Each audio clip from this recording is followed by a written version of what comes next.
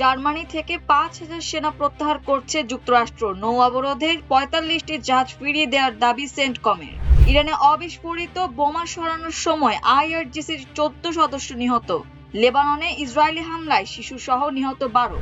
ইরানের সর্বশেষ প্রস্তাবে অসন্তোষ জানালেন ট্রাম্প, চুক্তি নিয়ে সংশয়।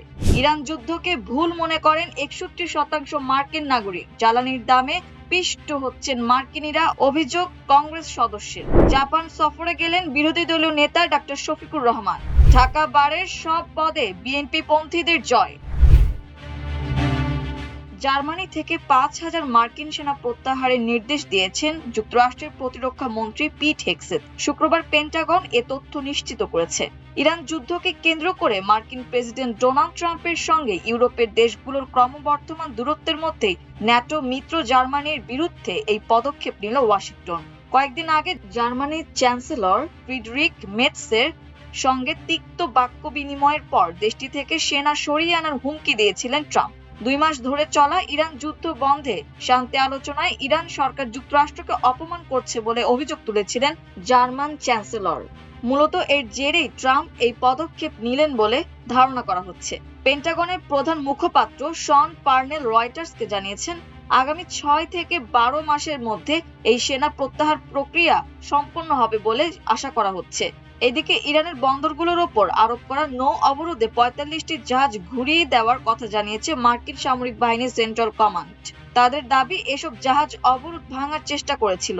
ইরানের সঙ্গে চলা যুদ্ধের দায়িত্বে থাকা সেন্টকম সামাজিক যোগাযোগ মাধ্যম এক্সে দেওয়া এক পোস্টে জানায়, মার্কিন বাহিনী আন্তর্জাতিক জলসীমায় টহল অব্যাহত রেখেছে। ইরানের বিরুদ্ধে চলা নৌ অবরোধ কার্যকর করছে। ৪৫টি বাণিজ্যিক জাহাজকে ঘুরিয়ে দেওয়া হয়েছে কিংবা বন্দরে ফেরার নির্দেশ দেওয়া হয়েছে, যাতে অবরোধের নিয়ম নিশ্চিত থাকে। যুদ্ধের মধ্যে গত ১৩ এপ্রিল ইরানের বন্দরগুলোর ওপর অবরোধ আরোপ করে যুক্তরাষ্ট্র। ইরানের উত্তর পশ্চিমাঞ্চলীয় জানজান প্রদেশে অবিস্ফোরিত বোমা অপসারণের সময় বিস্ফোরণে ইসলামী রিভলিউশনারি গার্ড কোরের ১৪ সদস্য নিহত হয়েছেন। সংশ্লিষ্টদের বরাত দিয়ে ইরানের বার্তা সংস্থা ফার্স এ কথা জানিয়েছে। প্রতিবেদনে বলা হয়েছে, এই ঘটনায় আরো ২ সদস্য আহত হয়েছেন। নিহতরা আইআরজিসির একটি বিশেষ ইউনিটের সদস্য ছিলেন, যাদের ওই এলাকা থেকে অবিস্ফোরিত বোমা ও মাইন অপসারণের দায়িত্ব দেওয়া হয়েছিল। সংবাদ সংস্থাটি আরো জানিয়েছে, ওই এলাকায় ছড়িয়ে থাকা অবিস্ফোরিত বোমার কারণে প্রায় ১,২০০ হেক্টর কৃষি জমি ঝুঁকির মুখে ছিল। মূলত সেই কৃষি জমিগুলো নিরাপদ করতেই এই বিশেষ অভিযান চালানো হচ্ছিল। এদিকে দক্ষিণ লেবাননের নাবাতি ও সিডন এলাকায় ইসরায়েলের বিমান হামলায় অন্তত ১২ জন নিহত হয়েছেন। লেবাননের স্বাস্থ্য মন্ত্রণালয় এবং ন্যাশনাল নিউজ এজেন্সি এ তথ্য জানিয়েছে। নাবাতি এলাকার হাবুস শহরে চালানো ইসরায়েলি হামলায় নিহতের সংখ্যা বেড়ে ৮ জনে দাঁড়িয়েছে। নিহতদের মধ্যে এক শিশু ও ২ নারী রয়েছেন। স্বাস্থ্য মন্ত্রণালয় জানিয়েছে, এ হামলায় আরো ২১ জন আহত হয়েছেন।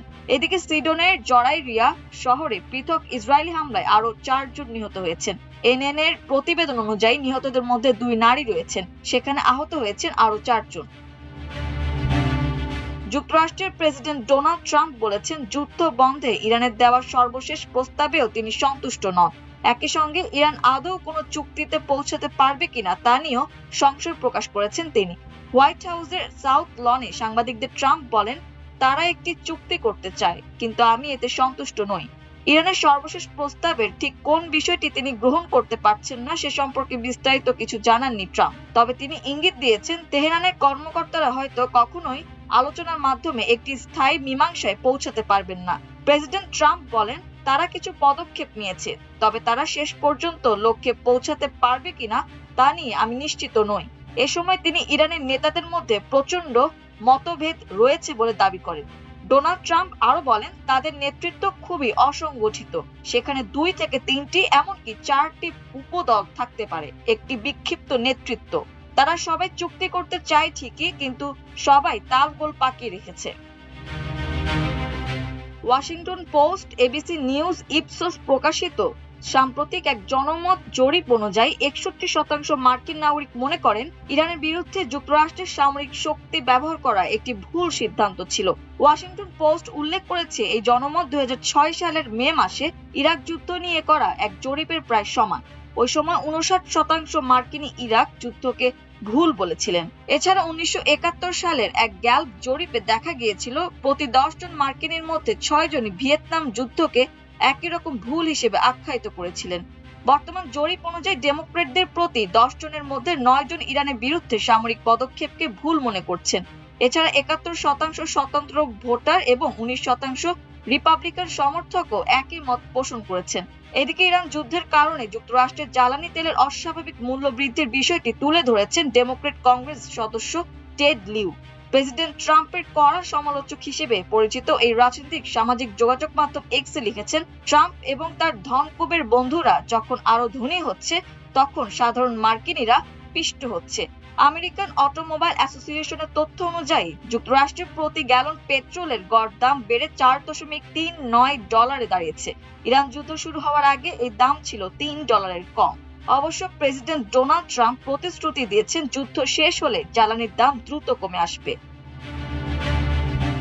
জাতীয় সংসদের বিরোধী দলীয় নেতা ও শফিকুর রহমান 7 দিনের সফরে জাপানের উদ্দেশ্যে ঢাকা ছেড়েছেন।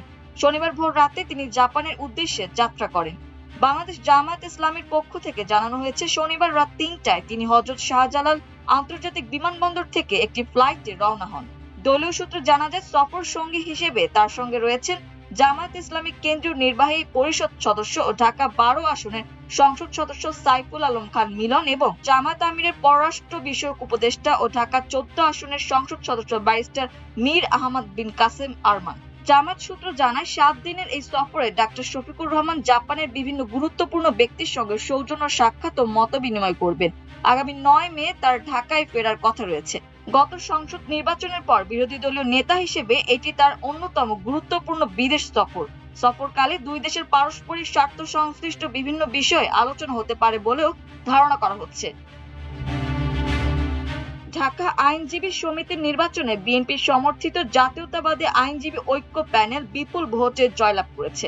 কার্যকরী কমিটির সভাপতি, সাধারণ সম্পাদক সহ 23টি পদের সবকটিতেই নীল প্যানেলের প্রার্থীরা জয়ী হয়েছেন।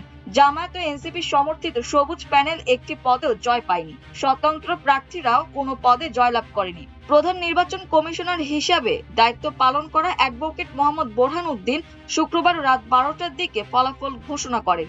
সভাপতি পদে আনোয়ার জাহিদ ভুইয়া ও সাধারণ সম্পাদক পদে মোহাম্মদ আবুল কালাম খান নির্বাচিত হয়েছেন। তারা জামায়াত এনসিপি সমর্থিত প্রার্থী এস.এম. কামাল উদ্দিন ও আবু বাক্কার সিদ্দিককে পরাজিত করেন। এর আগে 29 ও 30 এপ্রিল সমিতির বার্ষিক নির্বাচন অনুষ্ঠিত হয়। 20,785 জন ভোটারের মধ্যে 7,169 জন ভোট দেন। মাল্টিমিডিয়া ডেস্ক, আমার দেশ।